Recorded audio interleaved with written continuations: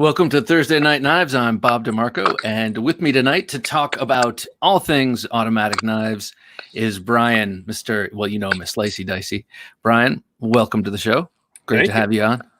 It's weird that I'm on to talk about autos. I never even really got into autos till like a year ago, and now things have gotten out of hand. I think it's the best way to describe it. It's been quite a journey, no?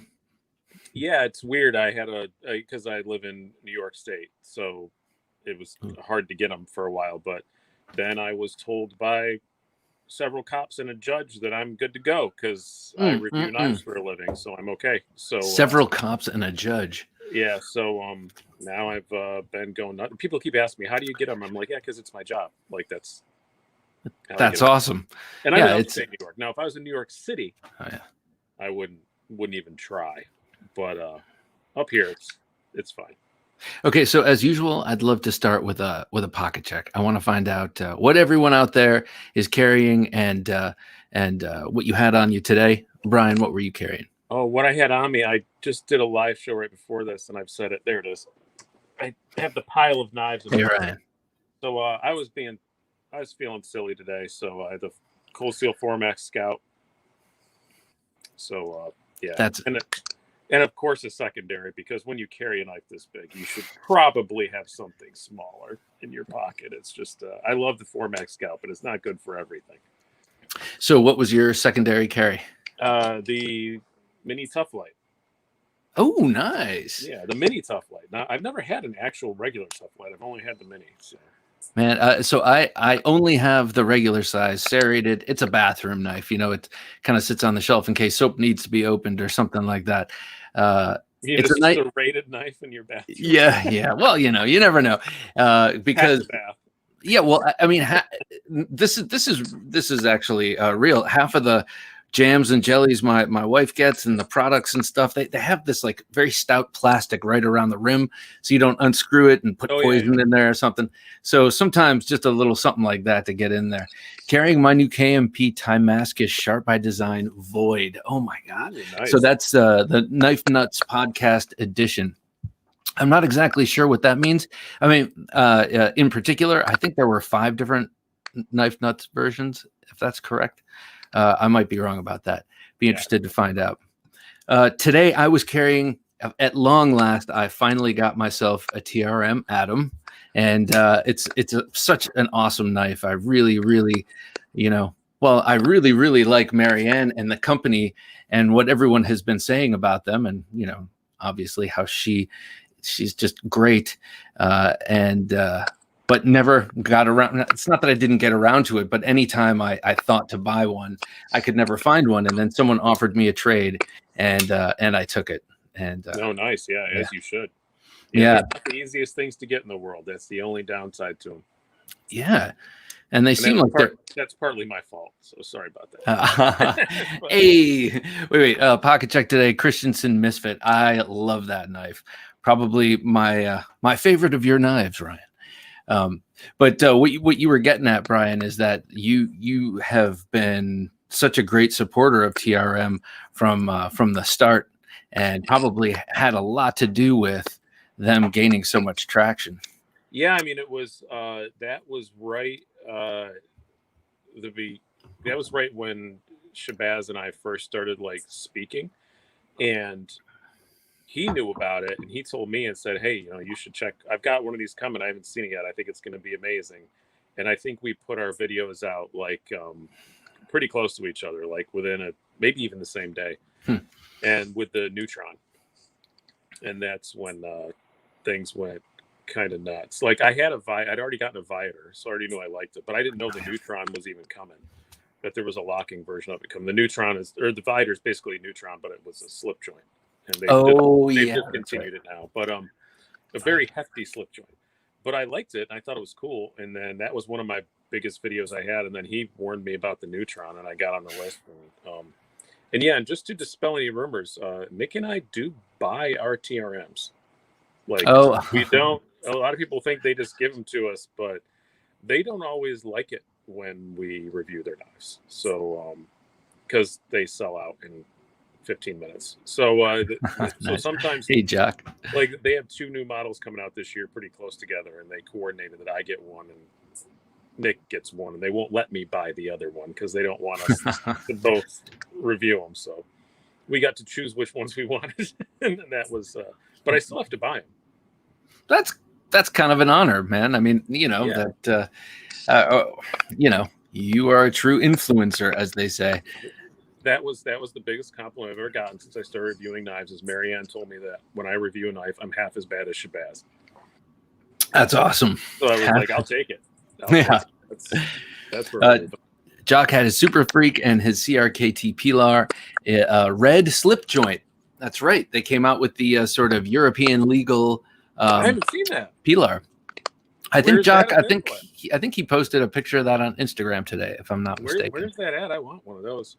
I don't know. Is that a Heine Haynes thing? I think it's in that color, in the Heine Haynes red.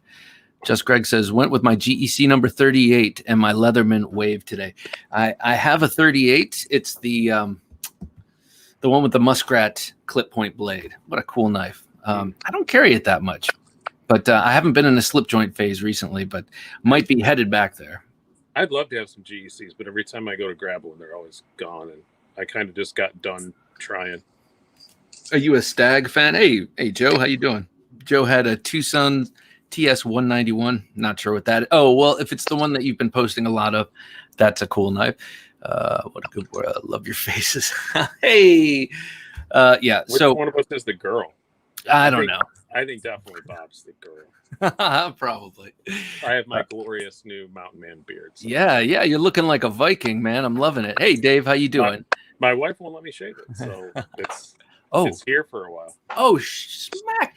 I had this brilliant idea. Okay, so we're in the middle of a pocket check. Dave, my apologies, man.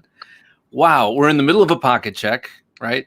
And what I was about to get to is this giant Boker that Lavender Pants just gave me, which is so awesome. And I'm thinking how brilliant I am to have this idea to have an all-automatic show, right? Such a brilliant guy. And then I realized when Dave just said that, he's the one he texted me last week. Hey, how about an all-automatic show? Dave, what a mama Luke I am. I'm sorry that, well, come on. You know how to get on. Join us. I want to see some of your automatic knives. I mean, this was a great idea because it's a logical extension of traditionals and the fixed blade edition. So yes, today I was carrying this Lavender Pants. Thank you so much. This is so cool. He sent it my way to check out, and then it looks like it's a little bit too much to have around the kids at the moment. And you know, kids and buttons, and this has a button on it. So so he said, hold on to it, and I appreciate that very much. Thank you, Lavender Pants. And yes, I have been carrying this right before we started rolling here. Bryan was talking about how easy this is to carry. It's very thin, it's very light, and it's large, but it fits perfectly. Yeah, it's not bad at all, and it's like I have one here right here myself. But yeah, it's not bad at all. Like it's long. You have to make sure you have like normal, like man-sized pockets. But other than that, it's fine. I have one pair of jeans that won't fit in. Some like Banana Republic things I got an eon ago that now I'm skinny enough to fit into again. But the white linen pants you wear on the beach? No, they're jeans, but they're they're revealing. I'll just say that. And then they don't fit, like that doesn't fit in that. But every other pair of jeans I have, it fits in completely fine. So I thought they were running my own thing that I did earlier. Yeah. Yes. Dave just asked, what are you doing on here? I thought you had your own thing going on, but you were on earlier, 8 o'clock, I would never compete with Bob DeMarco. Hey. Just to be rude. He's my friend. I would never do that. Thank you, sir. No problem, Bob. Lost your right after Mama Luca comment, though. LOL. That's funny. Lost you right after the Mama Luke comment. Yeah. All I was saying is, come on the show. I want to see your automatics. So we are going to get to automatics in a few minutes, but before we do, I just want to say next week, Thursday Night Knives, at this very moment, in 1 week, we will be giving away this SOG Pentagon XR. which is the new iteration of the SOG Pentagon. It's very new, as you can see, but it has some of the old design cues, i.e., the dagger blade, single edge, but with that awesome little sharp tip at the end, just for a little bit of juice. And it's got an awesome XR lock. This one, so I've looked at a number of the new XR models, and this one seems to be a step above. It's got real G10, whereas the others have GRN, which is fine, but you can kind of squeeze them and hear them creak a little bit. This feels way more stout and sturdy. I think this is a little more in their business-minded class of knives. Studies and Observation Group, as they like to be called now, SOG, has 3 different sort of clientele that they're thinking of for these knives, and one of them is the tactical operator type, and that's what this is meant for. And so very nice action, and very nice fidgety locking, but also a great good hard work XHP. That's what it is, XHP. So this is for the Gentleman Junkies. That's $10 a month on Patreon. You're eligible for you get put into the monthly knife drawing. Oh, speaking of which, that reminds me, I owe stickers to a few people. So stickers forthcoming tomorrow because I'm teleworking. All right, so got that out of the way, Brian. I have one of those Pentagons too. They're great. Yeah. So I don't have one. This one was donated to us by a friend, and we're giving it away. I haven't used it, but what's your experience with it? It's a really good kind of tactical sort of folding knife. It works really, really well. Is one side of your G10 a little smoother than the other? That was one thing on mine I noticed. Oh, I'm just curious. Nope. Yeah, mine's got one kind of smooth spot on the G10. I didn't know if that was a thing or not, but anyway, I really like it. It's I really like how the tip, just one part of it is double-sided, just the very end of it. I think it's super handy for opening packages and stuff. It's like a 1/4 inch. Yeah, a quarter inch of it up there. Yeah, it's pretty cool. That's always been a feature on that knife, on the Pentagon, and that's always been a SOG that I've thought is really cool.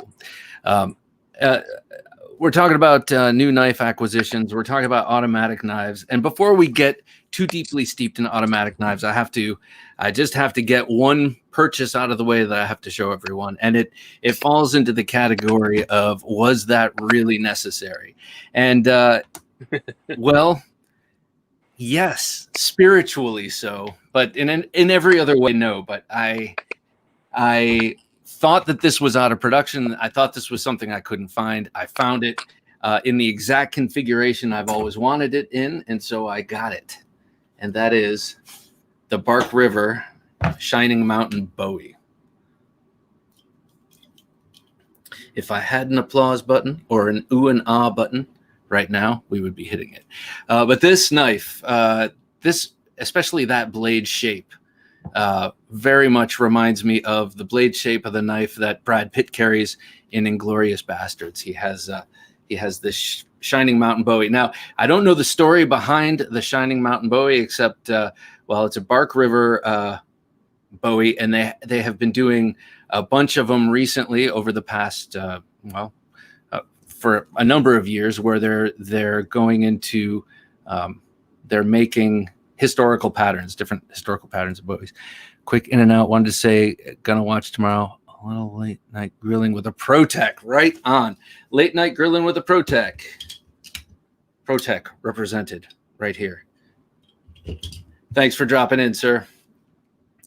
So yeah, Shining Mountain Bowie. Yeah, this is a serious knife. It's kind of the stablemate now for, or I should say with, my birthday Bowie. Everyone should have a birthday Bowie. This is the V44 Bark River. And yep, these two knives are really, really beautiful. And I did a little bit of kind of playing around with this outside. I don't know. I don't know what I'm going to do with them. I think they go into the Bowie collection, and that's it. And I think I think that's maybe where the Bowie collection ends for a while, because I could really go down a deep hole. That thing is pretty awesome. Fixed blades, many? Almost none. I think I have 3, 4.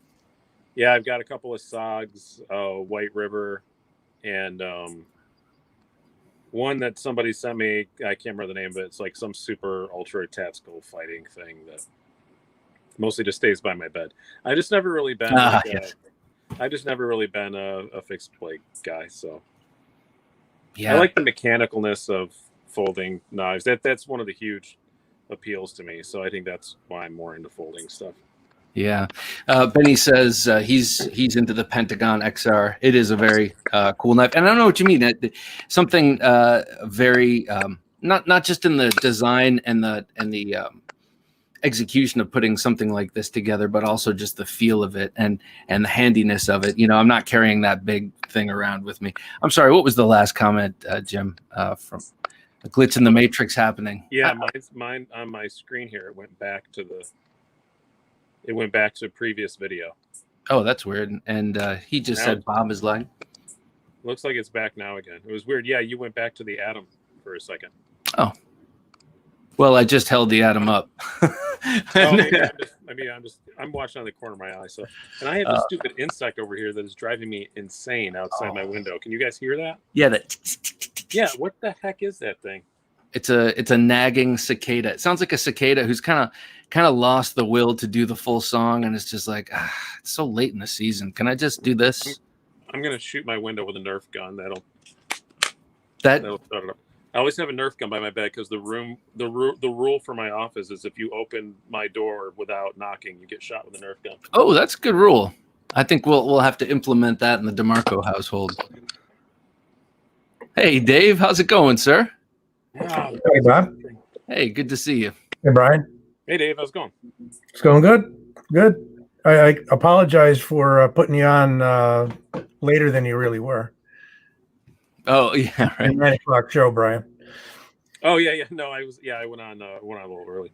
Yep. Time zones get confusing. Well, good to see you. So, Dave, did you get a look at the Shining Mountain Bowie? I did, and I have to see if I can trump that, excuse the expression. Brian's audio. Oh, that's the traditional Filipino knife Bowie. Oh, that's awesome. Beautiful. Love the handle, too. Man, that's gorgeous. It's forged. Beautiful. Beautiful.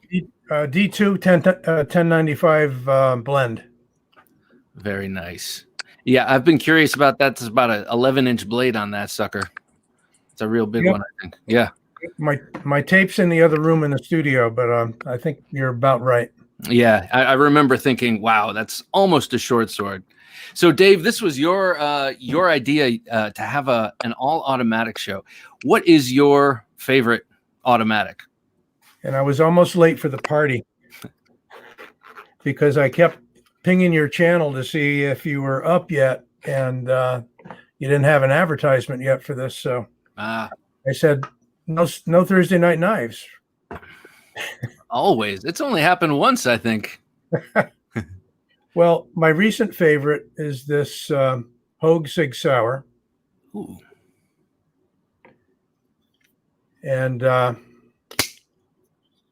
it's an Alan Lishowitz design.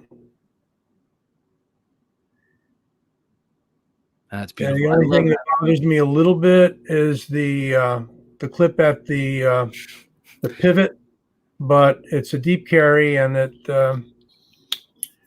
sits nice in the pocket. It's G10 rather than aluminum. I don't really care too much for aluminum handles. I don't know why. I guess because I used to wear a lot of rings and scratch them up. Mm-hmm. So the G10 is pretty safe with that. Man, that is beautiful. I love Alan Lishowitz's designs. I gotta say though, the having the tip down orientation on a push button automatic just seems like a god awful idea. What's up? Good to see you too, sir. It seems like a terrible idea because How are you grabbing it? You're pinching it. And yes, you pull it out and your thumb is on the button though. That's what I mean. Well, yeah, but also you could pull it out and have a misfire halfway out. I don't know. Just seems a little bit sketchy. Well, that's why we have a safety here. Yeah, I know, but well, yeah. All right. So, safety on a button knife is kind of counterintuitive. I agree. Yeah. So, I mean, that's just that's just being devil's advocate. It's a gorgeous knife. Hey, Bryan, what do you think of having the having tip down orientation with a push button? Does that seem dangerous to you?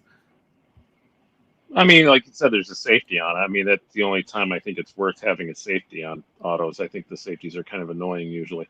I have a couple that have them, but I never use them.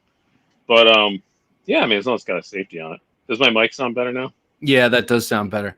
What magical earbuds? So Dave just showed us his recent favorite automatic. What about you, Bryan? What's your recent favorite? My recent one, I guess it's partly just because I just got it, but day before yesterday. But this is the small Bryan Tie and Friends twist tie, and it has the nastiest little tanto on it. And I just love how evil it looks. It just and it weighs like 1.8 ounces. It's Jeez. Like a 2.7-inch blade. It's basically like kind of the size of like a Microtech UTX 70. Okay. But it's just an evil little thing. It's beautiful too. That clip is really cool.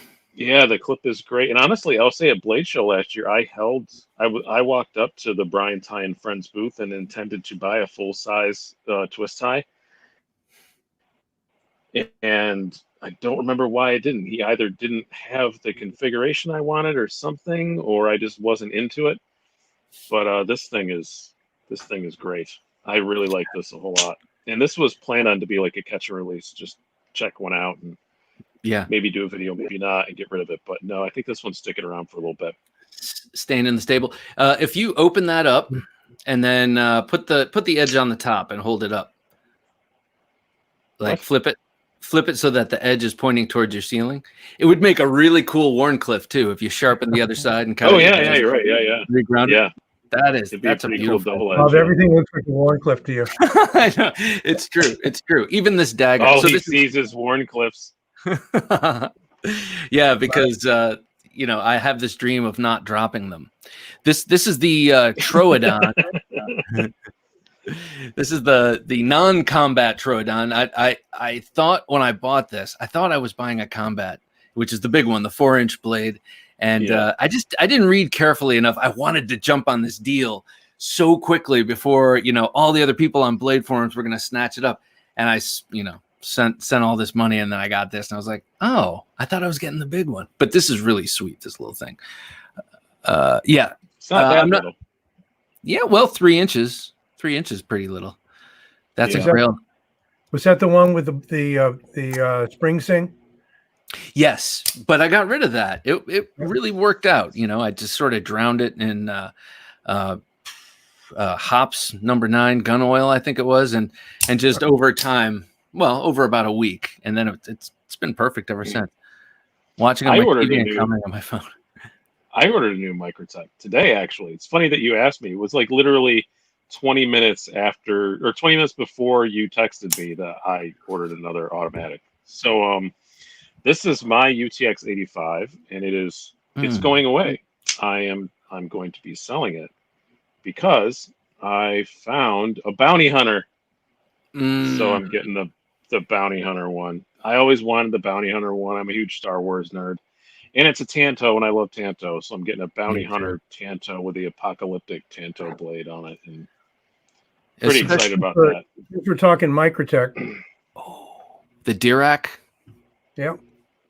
Oh, those are really cool. The only thing I like about the Dirac is they're all double edges, and I think double edges would be one too many favors to ask from my local constabulary. That's funny. So I don't dare carry a double edge. Put that sucker back up there, please, if you would, Dave. So that is about the size of the Troodon, right? That's a 3-inch blade, right? Hides in the hand. Uh-huh. It's sub 3-inch, Bob. Oh, Or, sub 3-inch. Okay. I think. Yeah, I think they're like 2.9 or something like that. 2. Yeah. Okay. All right. Close enough. I mean, yeah, in the smaller range. I couldn't tell if you're a giant, because I've never met you in person, or if the knife was just small. So, Dave, what else do you have? Oh, no way. So, okay. Oh, look at that. That's the Bedlam. Yep. Exactly. That's one of the most appropriately named knives in the history of mankind. It fired too. I had a boss who had the Adamas automatic, and that's the only time I've actuated an axis lock automatic. Where you just draw back on the thing. The one Benchmade I have left. No. I have 3 Benchmades. I have a bug out and a little Griptilian, but the ATFC. What the hell is this called? Yeah, number 2. This is a really cool knife. It's got that sort of powder coated anodization that wears really nicely, kind of quickly, and that's kind of what I like and prefer in a aluminum handle, because of, now this is kind of shallow, but because I like the look of worn aluminum, but I don't carry any one knife enough to honestly wear it down just from using it and putting it in and out of my pocket. But this one, kind of wears really quickly. That's honest wear. I didn't try and make that. If I were trying to make it, I would have sanded it, right? I really want the corners of it to start to wear through, but time and tide, gentlemen. But yeah, they make a good automatic. Hey, Ryan, how's it going, sir? Hey, everybody. Great to see you. Actually fix this. And now Ryan comes in with all of his fancy knives to make us look stupid. Wait. Stupid and ugly. But before we do, hang on. Dave was holding up. Not true. That's ridiculous. This was one that Therapeutic Edge did a review on recently. That's cool. This is the Benchmade Caspa, and it's probably one of your more useful out the sides. Yeah, it's about a 3 1/4, 3.3-inch blade, sort of deep carry clip. This is the resin handle. So it's nice and light, but it's. I think even very rigid. I think even knife people sometimes forget that Benchmade has made so many automatics. Like they've made a ton of. My first really good knife was a Benchmade AFO that some operator dude gave me when I was in the Air Force, and it was issued to him, and he handed it to me, and I had it for a while, and before I really got into knives, I got rid of it, and I wish I had it back, but I didn't know what it was at the time. AFO. That's not this one, is it? Yeah, it's the same. Mine was an AFO. That's an AFO 2. AFO 2. That's what. Yeah. Armed Forces Only. It stands for, but obviously it was not. And Suburban Dads, incidentally. They made a whole bunch of They made a whole bunch of them that you could buy like as a unit and get them really super cheap. So. Oh, that's cool. It was one of those things that they weren't issued, but like your unit could buy a crap ton of them. Right. They were approved. They went through that whole process. And I was sitting next to some special operator dude, and he opened it up to do something. I said, "Oh, that's cool." He goes, "Oh, here he goes." It was $30, and it's beat to hell, and it was. But it seems fine, by the way, buddy. The streaming. Yeah, I think it's just people are having trouble on the app. It looked like from the comments, but. So Ryan, what do you have there? What are you flipping? Well, I had a couple of grails come in since the last show. The first one that we'll talk about is this gem. So this is a Daniel Koert, Koert, custom piece. This is his mini Sabo, is the name of this model. This uses cross-cut, if I'm in the camera there. Yeah. Really nice cross-cut micarta from Westinghouse, and then zirconium in the pivot collars, and a beautiful Chad Nichols Boomerang Damascus Mm. Tonto. And I think just the lines of this thing are really cool to me. And the blade finish is just unbelievable on this Damascus. It has a really nice dark etch, screwless, pocket clip and Zerk as well. It's got a floating Zerk backspacer on it as well on this thing. And it's cool. It's got dual action. It's got dual thumb studs that fire magnificently. It's beautiful. And then it's also got a kind of micro flipper tab. Oh, See yeah. how small that is? Yeah. And it's a cute little flipper tab. And it works great. So, it's not in a way you can light switch it. You can push button it. So the action's killer. It's got a good sound too, man. It's got a great sound. Yeah. Hold up that blade shape. And Bryan, hold up your tie twist tie. Twist tie. They both have that sort of leaning forward sort of evil tip. Aggressive Tanto. Yeah, I'd say I was joking tonight on my live stream. I said when I start making T-shirts for the new website, one of the first ones I would have on the back is "Do not count your knives." But I think the second one I would do is a "Save the Tantos." Oh my God, those are both great. But "Do not count your knives" is hilarious because I was just about to ask Dave. I'm like, Dave, how many knives do you have? And I'm like, Bob, come on. That's like kind of goes. Liars. Liar. Time. Okay. Yeah. Yeah. No, I think I counted mine the other day because I had to, you reorganize stuff. I got a Apache case with a nail pack insert. I went cheapo on it. I didn't get an actual Pelican. And so I had to rearrange my whole knife collection. And while I was at it, I know how many are in each case. And yeah, I got to 140. And that's still not like all the ones that are in drawers and stuff around. Right. And I was like, I don't want to know anymore. But I'm down to 120 now. Oh, so good. Overall, I think it inspired me to have a huge knife sale. So Admirable, Bryan. Yeah, but do not count your knives. I want to have one with a Slicey Dicey logo on the front and the back and just says, do not count your knives. I love it. I'll be one to wear that. Yeah, it's like lock up the knives when the wives are around. No, I'm just kidding. Let's see. What's that? Oh, go ahead. Go ahead. I want to hear about this knife that he's waving. Yeah, I was gonna say, Jim, go wide on Ryan here. Let's see what this is. He's been posting this the last few days. There's no button on that, Ryan. No, this is not auto. This is a Cody Utzler Duckling is the name of this model. He is a duck, which is a larger 3.5-inch blade. This is a 3-inch variant called the Duckling. Very fitting. But I think this is just a spectacular example of an EDC.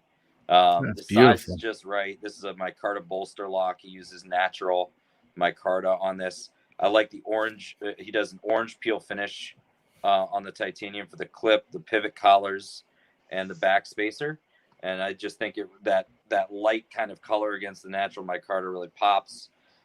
It's on bearings, this guy. So is the cord. But this thing has, just a stupendous action. The blade gets really thin behind the edge, somewhere in the neighborhood of, if I was to guess, between 8 and 10 thousandths behind the edge. So really nice, thin. It's a very, very beautiful blade shape, man. God, I love that blade. It's kind of Tonto-ish, right? But yeah, takes the Tonto and makes it into a severe kind of belly instead. And this is not meant to sound as an insult, but that looks like the most beautiful Sebenza I've ever seen in my life. You know what? That's a great way to put it. I think he was highly, for sure, inspired by that design. Just that hump over the thumb stud. Yep, the way it comes up like this, kind of sweeps up over the thumb stud, and just the linear kind of, the straight linear kind of look to it. It's a little bit, in my opinion, this has better ergonomics, better action, all that kind of stuff. I like this clip a lot, and it's just a severely functional blade, and it has a killer top swedge, and then his belt satin on it is like Fellow Mac user, I can see by the polish on that blade. Yeah, right. That's gorgeous. Right. Yeah. So, I'm shocked. So well polished, I can see your Straying computer. away from autos. Wait, hang on. I saw that Lavender Pants. Yeah, I want to see that knife. Lavender Pants said that he doesn't have any autos right now, and I happen to know that he lives in Ohio. I hope I'm not giving anything away, sir. And that's where I come from, and we lamented the fact that automatics were illegal there for a long time, but they are now legal, sir. So go Get on it, crazy, dude. yeah. Go buy a Boker XXL and make yourself giggle like a child. Yeah, exactly. Yes. And I'm not sure if you were tuned in when I was thanking you for this, but again, thank you for this. Giant, but very manageable and thin and pocketable Kalashnikov 74 XL automatic. I like So that. awesome. So I've been thinking about getting another auto. Real What have you been thinking? You know, I've been looking at a few. I've had a number of Microtechs. I have an LUDT that I love. I've had the die rack. I've had a UTX 70, UTX 85. I've had a bunch of theirs. The Troodon as well is great. You need a Hawk. You need a G&G Hawk deadlock. I had one of those too, actually, which was awesome. But it was heavy as hell. Like it was just so heavy that knife that it never wound up in my pocket. And I like carrying my stuff. So I'm thinking, what about Heretic? Is anybody familiar with yeah, Heretic? they're great. I had a Hydra up until just very, very recently. Yeah. And that's the single action, which is a bit much. Okay. But I was really impressed with the quality of it, for absolutely sure. It was. Is that a relative of it's his son?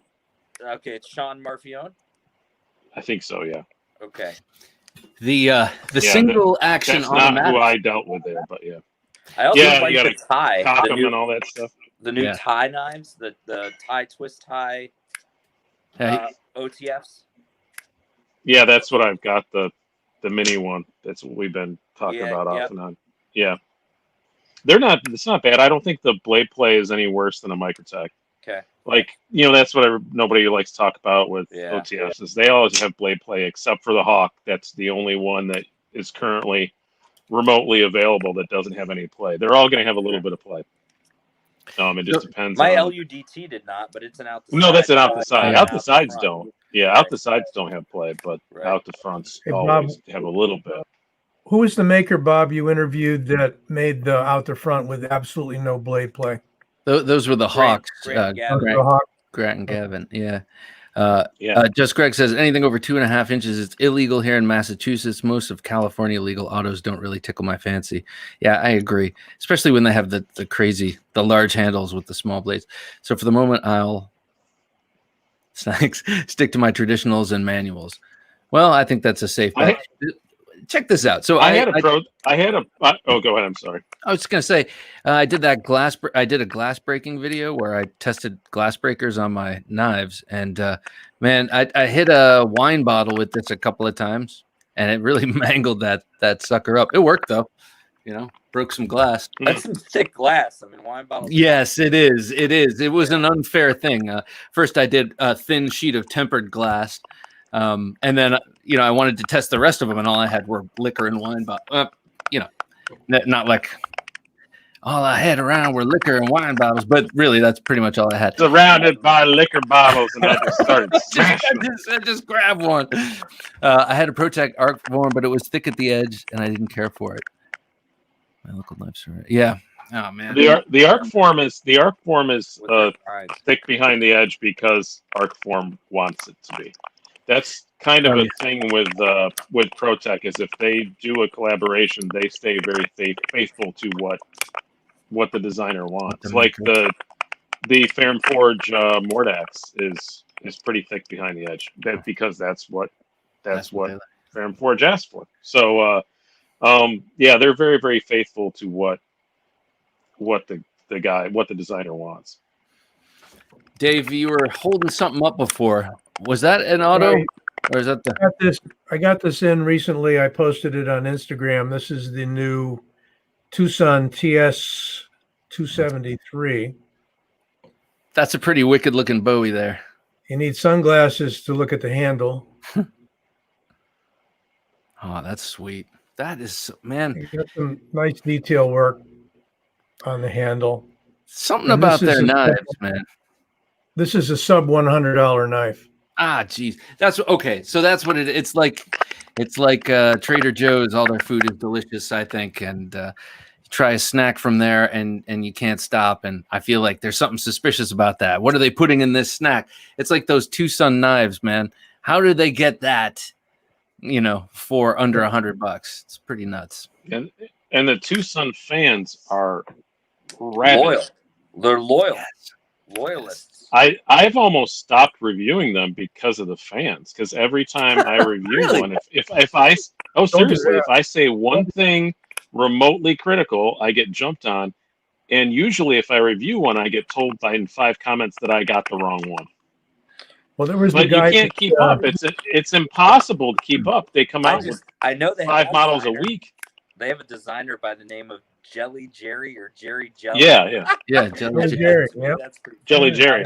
Yeah, Jelly Jerry. And I like a lot of their stuff, but it's every time I review it, even if I give it a positive review, I just get jumped on. And Oh, that's man. kind of why I've What's and up, I don't like to deal with eBay. You know, that's the easiest place to get them, and I don't like to Yeah. deal with all that. So, I just don't. I get like what I can through White Mountain Knives, and I'll review it.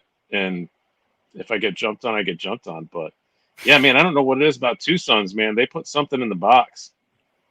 Are there any suspicious Yeah. powders in the box when you get those or anything? Yeah, man. Big Sean. I only have 2 autos. Just got them last month. TR3, yes. R1 and the ProTech Snyder. Snyder. I know you meant Strider SNG. I would love to get my hands on the Micarta Strider SNG from ProTech. Yeah, I've been thinking about one of those too. I don't mean to TR3 flex, but TR3. Yeah, okay. Yeah, you got the fish scale and you got. the So, operator. Yes. What's that? The thing is, if you get a good Blacked out with the if you get a good axis lock with it's the same as an auto. Is that an assisted? That's the boost. And Yeah. you don't need to put much pressure on that thumb stud. Yeah. It's the same as an auto, I think. Yeah, the first Benchmade I purchased myself was a Barrage, and yeah, it popped right out like without even thinking about it. Okay, so let me ask you this. I think in honesty, since we're talking about automatics, Right. In our honest opinion, I know like at least Dave and I really like autos, but I can deploy most of my manuals faster than I can deploy most of my autos. Like, because I got to pull it out and find the button and push it. Yeah. Where the manual is just a reflex, kind of thing. Especially like a flipper, I think most of my flippers I can whip out a lot faster than I can an automatic. Yeah, I mean, which is why it's so dumb that automatics are illegal. But then if we manage to convince a state assembly that, oh, you can open a flipper faster than you can open an auto, they'd be like, oh, well, then flippers are illegal. Yeah. They wouldn't go our way on that. Yeah. So it's yeah, it's just kind of dumb. Big Sean has 13 Tucsons. Thought that was a good number, good round number. That seems like an average amount. That seems like an average amount that a Tucson fan owns. Honestly, Sean, I think you better get at least one more. You don't want 13. That's that's not the most auspicious number. So treat yourself to one more. Just tell him I said you could. But Dave, you bring up an interesting point here, which is Ryan just left us. All right, Ryan. Thanks for coming by, man. Always a pleasure. Thanks for popping in. Dave, you bring up an interesting point, which is really what is the difference between an automatic and an assisted? And obviously we know that with an automatic, there's a secondary mechanism between the blade opening and the actuator. Here you're pressing the button and then a spring is shooting it out. I don't have an assisted with me, but with the assisted, in a sense, it's more direct. And that's not in a sense. It is more direct. You're just touching a part of the blade and the spring takes over. So really, the fact that there was ever the fact that automatics are still illegal and yet you can go to any Walmart and buy any number of of assisted opens. It makes zero sense. The law in New York is if you can deploy it without touching the blade. So if I'm understanding it correctly, so a thumb stud deploy assisted is perfectly fine, but this thing that I got to pull it out of my pocket and find the button is illegal. Here's the paradox. The people who write the laws are not knife people, but knife people who could write laws would never write the laws. You know what I mean? We would never write laws to restrict knife ownership. I mean, except for in extreme cases. But so we have to leave it up to politicians to decide our knife policy. That's insane, people. Knife rights. Here's my law. Carry what thou will. What's your law? Carry what thou will. Yeah. Hey, I like it. Especially when it comes to knives. It's like, what am I going to do? I'm not going to kill 26 people in 30 seconds with a knife. I'm not. Even John Wick can't pull that off. So it's like, why are you worried? But this is what I carry when I'm not sure. This is my not sure knife. If I'm in a place where I'm not sure about the laws, this is the ProTech Harkins ATAC. So it's a very nice manual. I'm sure you guys have seen these before, but it's a very, very nice, smooth manual knife. Unless you know where to push the button. Make sure I don't cut my hand. This is weird doing it backwards. And then it's an auto. Oh, that's so cool. So it's a dual action, I think is what they call it. But yeah, I love it. It's just, and it's a pretty thing too. It's got the nice jewel thumb trapezoid on it. I don't know what you would call that. It's not a thumb stud, but it's not a thumb disc. I call it a thumb trapezoid. Thumb trapezoid. Oh, Benny, thank you so much, sir. I'm at 18 hours awake, so I've got to get to bed. But thanks, Bob, Bryan, and Dave. Benny, we talked about you possibly dropping in at some point, and this is an open invitation to you and to everybody. I'd love to meet you guys in person. So hop on sometime. I'm pretty sure you have a smartphone. You might have an iPad. You can make it work. Please join us at some point. Have a great weekend yourself, sir. Thank you so much for the super chat. I really appreciate it. Take care, Benny. The only downside to these is this is the most basic one. I think they were $450, and they only make 400 every 4 years. Yeah, that's right. I don't remember exactly what the numbers are, but because it basically, I was talking to Dave over there, and he said it basically shuts the factory down for 3 weeks because they're so complicated. Hey, Bryan, I had a lone wolf. I understand why. I had a lone wolf. Do you recall that brand? It was bought up by Benchmade, and then I've heard. I've heard. Oh yeah. I've heard of it, but that was kind of before. It was the same kind of DA that you just showed on the ProTech. It was underneath the scale. Yeah, so it's super awesome. Like, you can hand it to anybody, and they have no clue that it's an automatic. I have this clever little fellow. This is Microtech Lcc, which stands for Lightfoot Compact Combat, from the early 2000s, and it's also a double action. You just sort of open it up, okay, and then you close it, and then if you need to go automatic, you're doing ops and you need to go auto, right here, you just slide this down.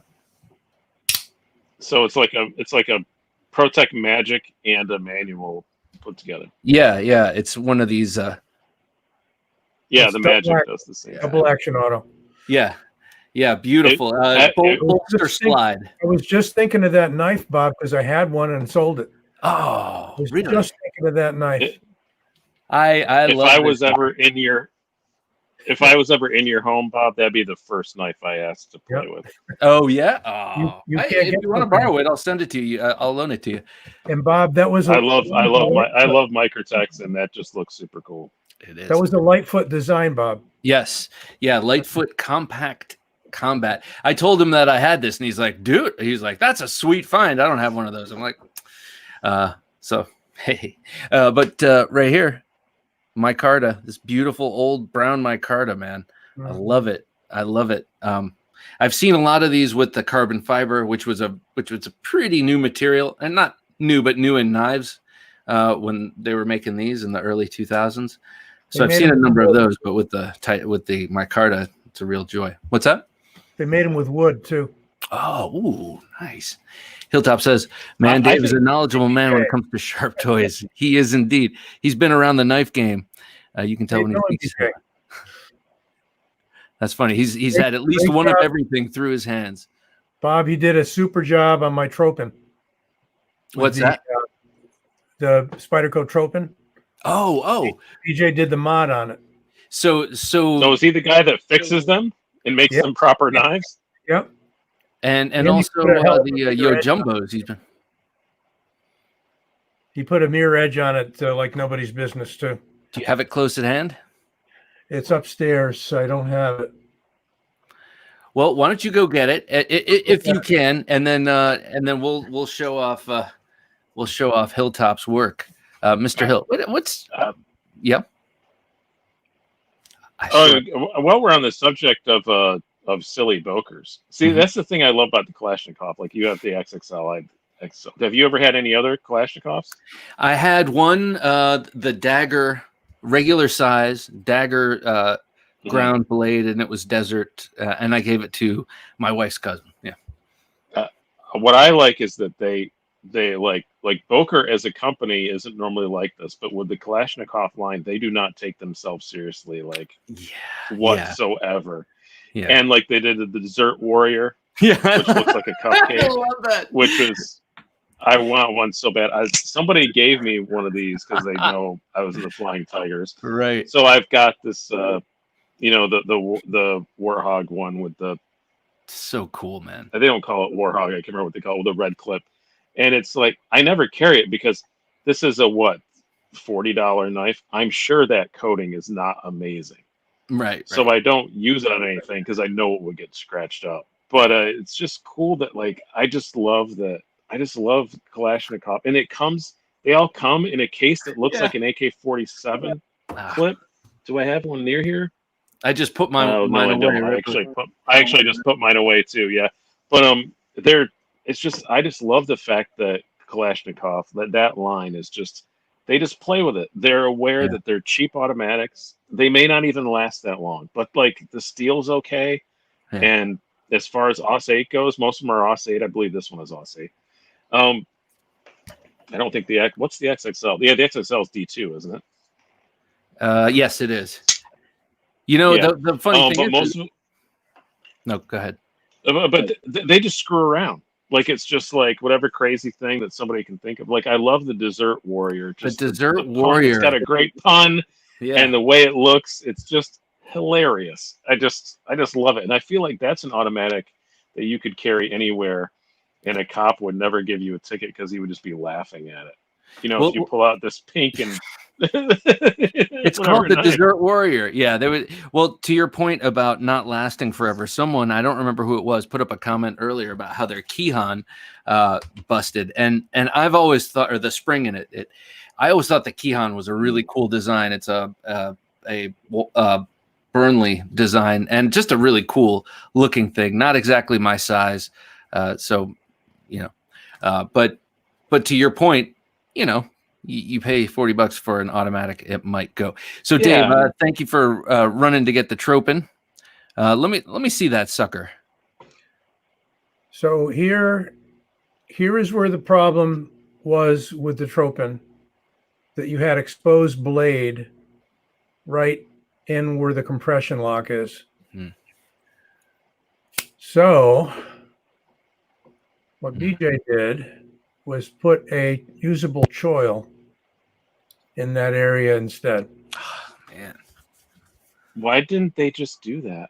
So you can choke up. Yeah. They do choils on everything else. All right. And can you see his mirror edge? God, yes. Yeah. That is gorgeous. He did beautiful work, man. Yeah, I love BJ. I love your videos. I've seen you do the Tropin, also the Yo Jumbos. I think it's cool. I like the work you've been doing. A lot of times when people jump on Spyderco about things saying, "Oh, this is a horrible fatal flaw," usually, more often than not, 7 out of 10, I'm on Spyderco side. but that Tropin thing was just ridiculous. I So mean, that was sharpened edge that was gonna get you at some point. Like that wasn't a maybe. That was an absolutely like that gonna get you. Yeah, Like there's no doubt about it. I did the full transitional start to finish vid on my channel too, so you can check that out. this old sword Yeah. on YouTube. Hey, so Dave, I added a deep carry on it too. oh yeah, you got it. Hold up the blade. Let me see something. Oh, my pleasure, sir. I want to address something that's very important. Something about this knife. Okay, so it reminds me of the yeah. Okay, so it reminds me a bit of the CQC8. You know, the banana blade, the Emerson, famous Emerson design. Has a little bit of that to it. But that's totally incidental. The thing that bugs me is there's one too many design elements on that blade, and it's the damn circle. Can't you just not put the hole in just this one time? I mean, really, you have most of a hole there. No, with your wave feature. You know, you have almost an entire hole. Can't you just like be satisfied with that? Put your Spyderco logo etching where the hole is and call it a day. I would have 100 Tropins if they did that. Maybe not 100. I'd have at least one. You know, they did it on the Ikuchi too that Bryan reviewed. Yeah. There's just that random hole that doesn't need to be there. Yeah, But I think the Glesser family crest has a hole in it. Like if they have a family flag up in a castle somewhere, it's got a random hole in the corner. in one of the quadrants of the X of the shield. It's got a hole. Yeah. There's just a Hey, tier one hole straight through it. No, I don't mind the whole thing. It's just the Tropin to me just is just seemed a bit too swoopy. Like it was just kind of swoopy and just too much going on. Slash. They had to redo the Ikuchi, Bryan, right? Yeah, they have a useless hole in that. Yeah. But I like the Ikuchi. Go back. I got mine today. I can't open the damn thing. I swear to God. Oh, mine was great. I took it all apart. It's the new model, and oiled it, took it apart, and my finger is still recovering. Of course, I have those soft computer hands now. I don't remember I don't recall backing the D10 off on that. I might have, but I don't think that I did. It's got a hell of a D10, at least my copy. Yeah, you dropped compression jimped for days. It's got jimping for days on that little roller flipper, but I did wind up selling mine, but I liked it a lot, while I had it, but it's ruined my finger for all my flippers. So just carry your autos for a few days and you'll be fine. This is my hardest hitting, hardest kicking, hardest flipping out automatic. The TR, is this the 2? Sorry for is this the 2? Is this the TR2? I think it is. I love this knife. And incidentally, if you know Tops Knives well, they make a small 3-inch fixed blade called the Lil Buddy. I think it's the Lil Buddy. LIL', and it's got almost this exact profile, and I've always kind of wanted that knife. But this thing kicks like a mule, the proverbial mule. I bought it from a guy on Blade Forums who was selling a number of 3 or 4 Protechs, and he I believe had a farm in Texas, and used this 1 year on his farm. And man, you can tell I really did I scrubbed it as well as I could in that knurling, which, by the way, is milled so fantastically in Protechs. Their knurling is just so grippy and great. Yeah. But even with a toothbrush and solution, I can't get all the farm grit out of there. But I kind of like that. Honest wear, not my honest wear, but it adds to the character of this. Somebody's. Exactly. My hardest hitting is also Protech, but it's just this little one. It's the SBR. Caleb's is his. Just oh yeah, bangs so hard.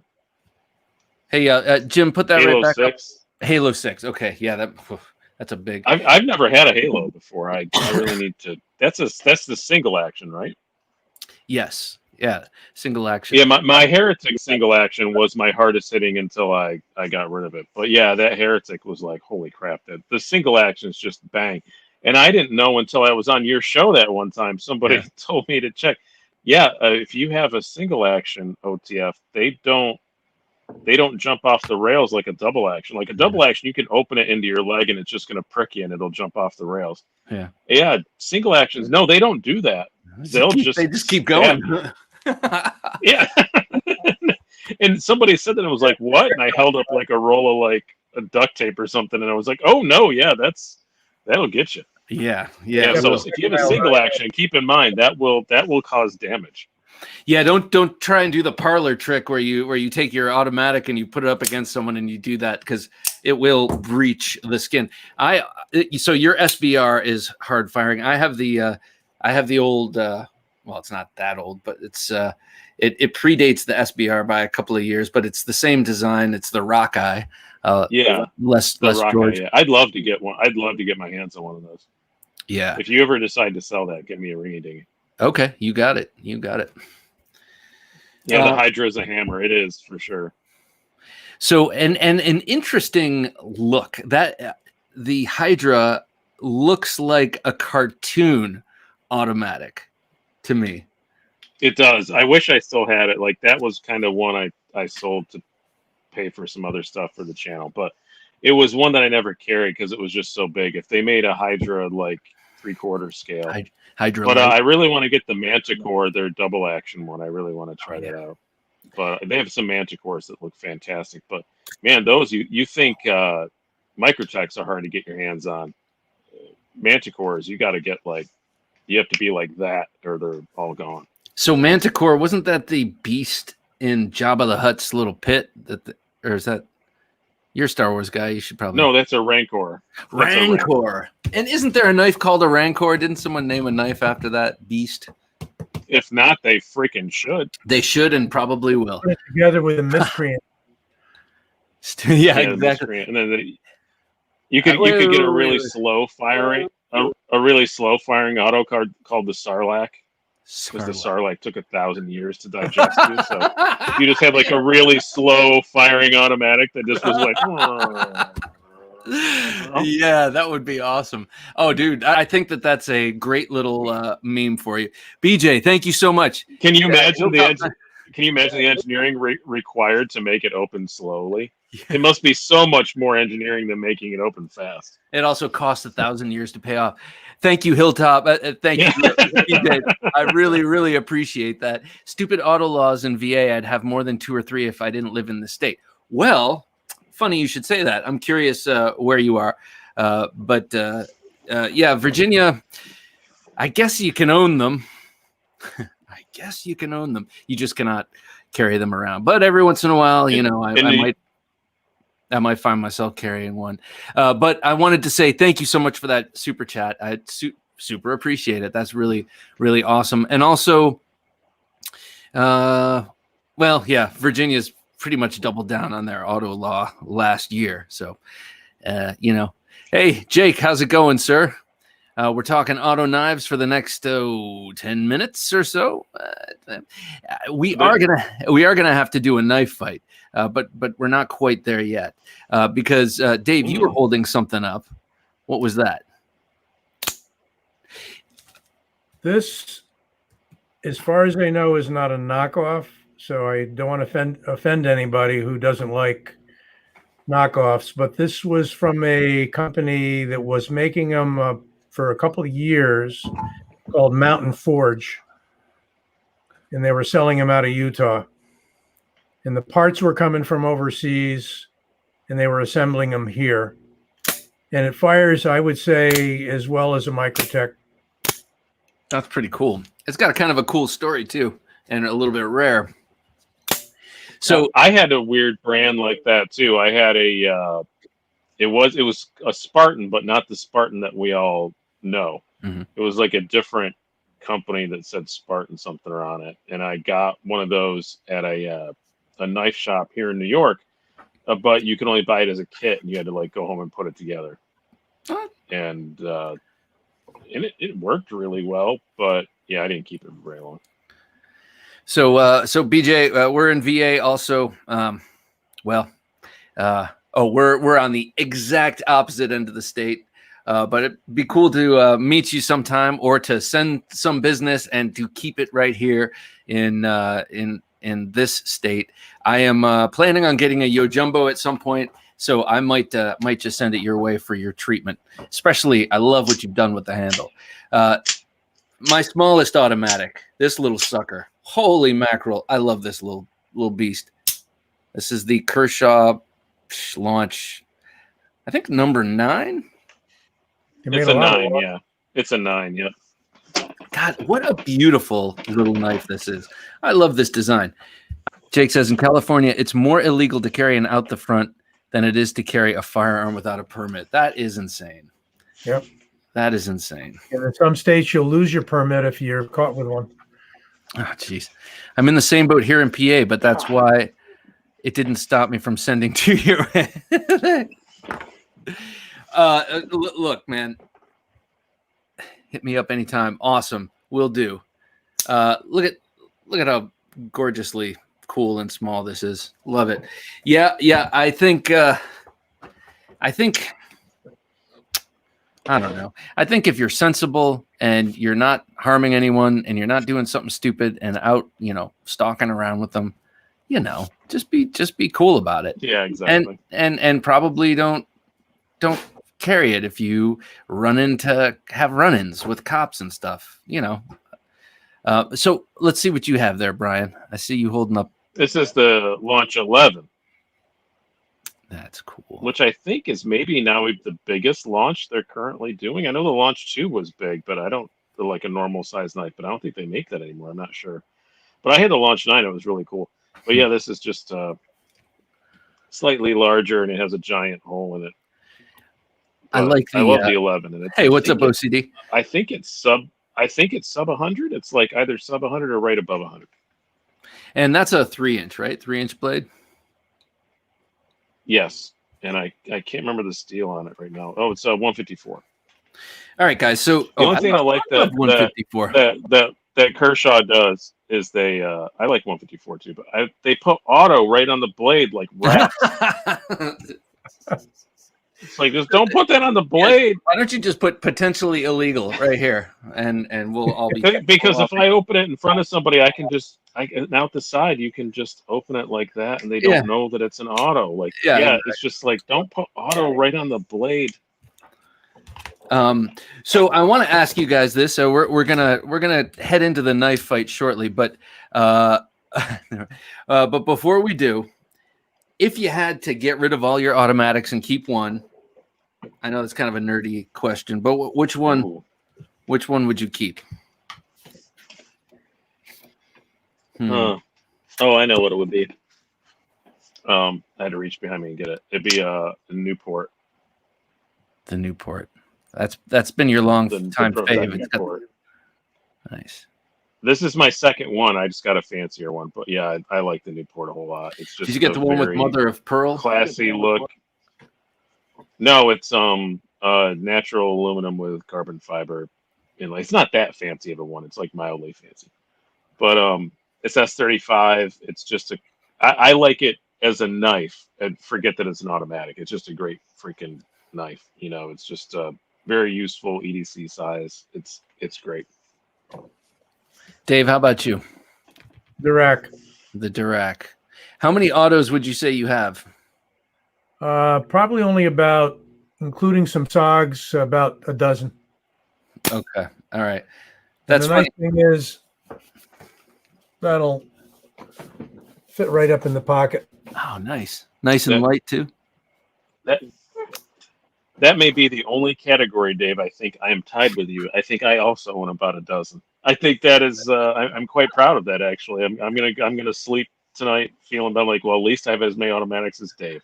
Dave's got I don't know, man. I think more Tucsons. Yeah, I think he's got something like. Yeah, you got more Tucsons for sure. Yeah. So if I had to do this, I think even though I guess the savvy thing to do would be to keep this and sell it and get a couple of others. But that's not in the spirit. It's not the rules. It's Right. cheating. I think so too. I think it would probably be this rock eye.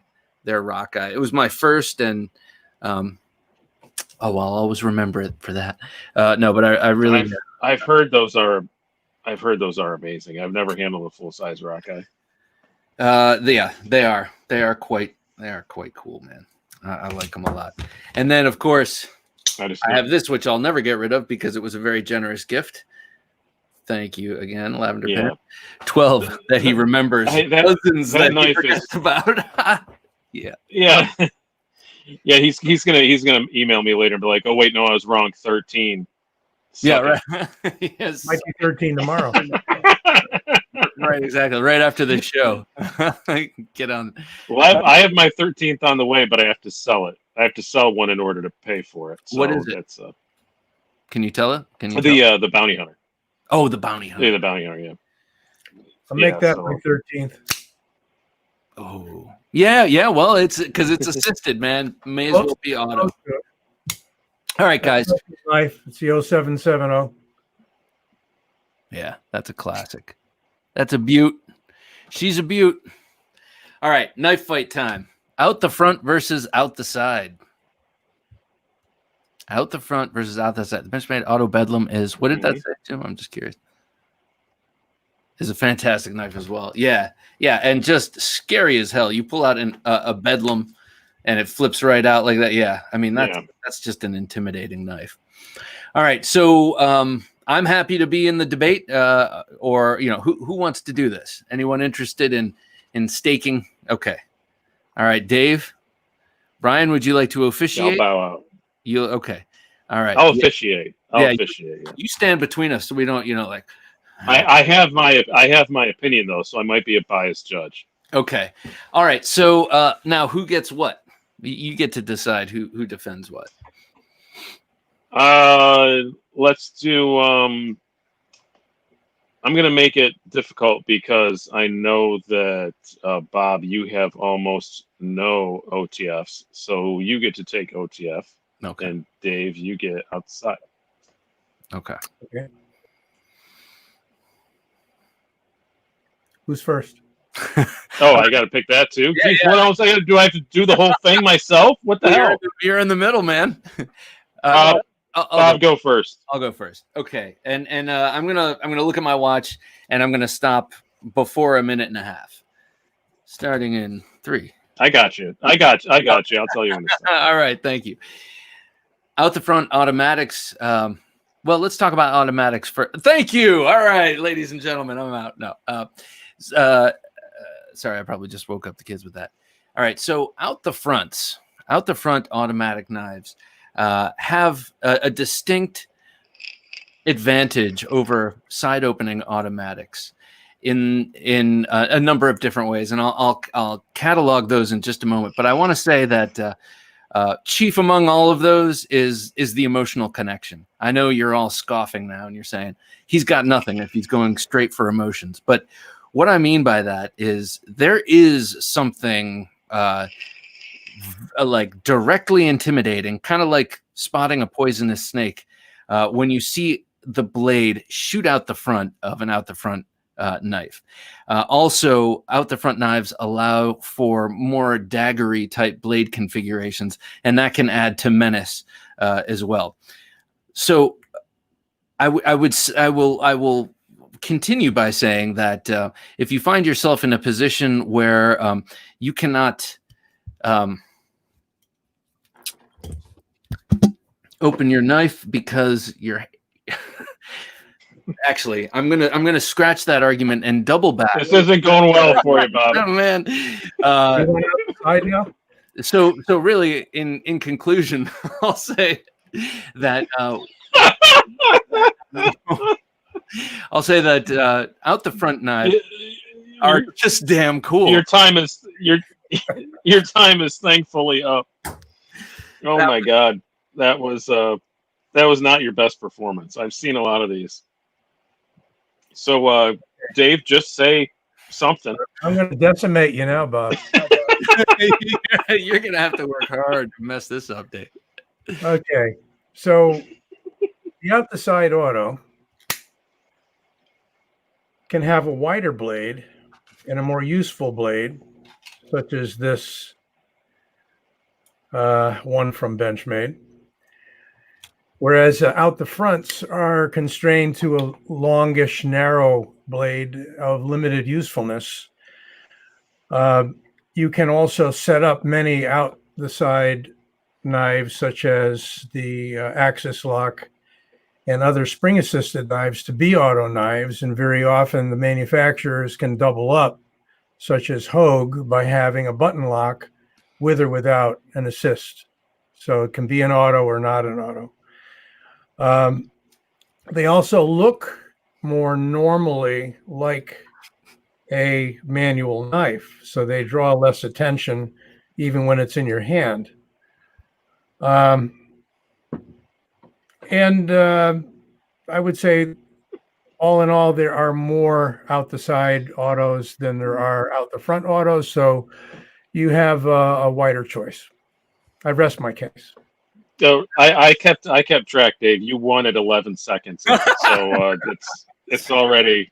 You wanted 11 seconds into my side of the debate, so yeah. You know what? You started out like the kid who didn't do his homework. Well, I will get to why in a moment, but first of all, I just want to say it was the real cool. That needs to be a meme. That was hilarious. Gosh, you know, Jeez, oh Pete, man. I did set you up though. I'll admit, because I know that you don't have any OTFs. So I do. I have two. I have two of them right here. Oh yeah, but you don't have as many like Dave has a bunch. I think Dave would have smoked you either way. Yeah, I think probably. I had this really ridiculous idea. That's the one that I stopped halfway through, and I was thinking, like, what if you're in a situation where there's no way it's going to open any other way but like this, and then you can cut your way out. But that's the kind of thing that just does not happen. How did you miss the one-hand action on the OTF, Bob? I don't know, man. What situation is that where you have your hand in the animal's mouth and you can fire it? Like, that's about the only thing. And we've already established that a double action won't do any damage. So. How about this is a Hogue compound, by the way. I didn't get that in there. I wanted to make sure I got it in tonight. So that's pretty sweet. G10 OTF, which is really nice. You liking that? Yeah, I like it. I'm liking it. I love it. Yeah, I'm actually trading this one though because a guy got a buddy of mine, MJ, got one with a non-coated blade, and he preferred the black, and I got the black and prefer the non-coated. So we're swapping them. But perfect. But I love the knife as a whole. Yeah, and a Tanto again. I like Hashtag save the Tantos. Smoky Mountain's carrying a lot of those these days. Yeah, they're doing a ton of Hogue. Yeah. Excuse me. Well, hey Dave, it was nice debating with you. Next time, man, next time I'm coming for revenge, and I'm actually going to. You need to be prepared next time. I know. Tonight, I don't know, man. I came up with the idea. This will make a great one, and then I didn't think of it at all. Well, you could tell you came up with the idea because you were so well prepared. Thank you. I'm glad somebody noticed. Well, guys, I'm thinking this about sarcasm. I know it. I think we're going to wrap this up before I get depressed. No, I'm just kidding. I could never get depressed surrounded by such fantastic people and such gorgeous knives. And before I sign off, Dave, you did see this, right? Oh, that's right. And then you pulled yours out and showed off. That's right. You had your. Okay. Gonna put that away. This is a knife. Yes. So anyway, guys, thanks a lot. I really appreciate your coming on. Nobody is allowed to buy an OTF until Bob comes up with a better argument. It's going to be a long wait. Thank you. All right. So maybe this will a little rebuttal video, a little face-saving video is in order. Who knows? I'm teleworking. An apology. An apology. I'm sorry for insulting everyone's intelligence. But hopefully this blunder. Oh, we're in the age of apologies, so I'll have to apologize. I'm really sorry for the implications of. Bob, we're going to give you We're going to give you a second chance with the value of rubber knives. That'll be the next debate. Value of rubber knives. Do you mean like practice rubber knives? Or Yeah. plastic? Yeah. Oh, No, this is just a practice blade, but or you mean the kind that we keep in the shower? I like what you just showed. Okay, cool. Okay, yeah, I can do that. or shower knives. That'd be a good topic. And let's bring please. that Shower in. knives. Love. And let's Shower bring knives. that in the shower. Exactly. Oh, Jake. I think you're right. I think everyone should abstain from buying out the fronts until I get my shit together, quite frankly. And I think that will teach everyone a lesson. Wait, you can swear on this podcast? I didn't know that. I didn't know you could swear here. Oh, I don't have any rules. I just know that my parents watch this, and sometimes my daughters tune in later, and so Jim bleeps it out on the time delay. That's right. Yeah. On the 10-second delay. I used to go on my buddy's radio show on the 10-second delay and swear all the time just to make him hit the buttons because it made me laugh. That's funny. Yes, I get it. I get it out in other ways, just not here. All righty, guys. Thanks so much for coming on and sharing your automatic knives and your insights. It's always awesome getting together with you guys. I want to thank Jim, who's working his magic behind the scenes with the switcher, and I liked what he was doing today with going large and then having us on the other side, on the sides. It was cool. It was looking good tonight. Thanks, I love that. Thanks, Jim, as always, because that gives an opportunity to go wide and show off a knife, but not disappear everybody else. So very cool. Anyway, thanks, guys. I really appreciate it. And like I often say, don't take dull for an answer. Take care, Bob.